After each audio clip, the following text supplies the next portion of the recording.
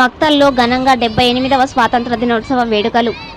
జాతీయ జెండా ఎగరవేసిన ఎమ్మెల్యే వాకిటి శ్రీహరి. 78వ భారత స్వాతంత్ర దినోత్సవాన్ని పురస్కరించుకొని నారాయణపేట జిల్లా మక్తల్ నియోజకవర్గ వ్యాప్తంగా స్వాతంత్ర దినోత్సవ వేడుకలను ఘనంగా నిర్వహించారు.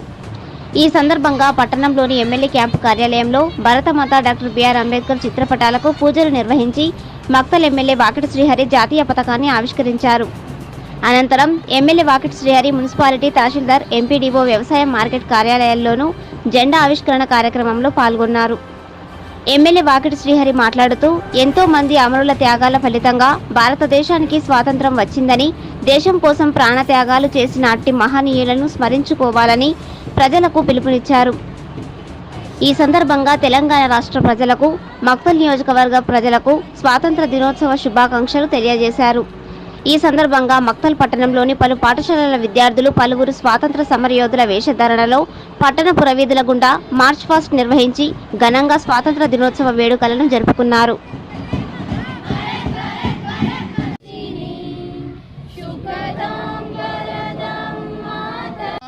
మకరంద మాధుర్యమునదేలు మధుపం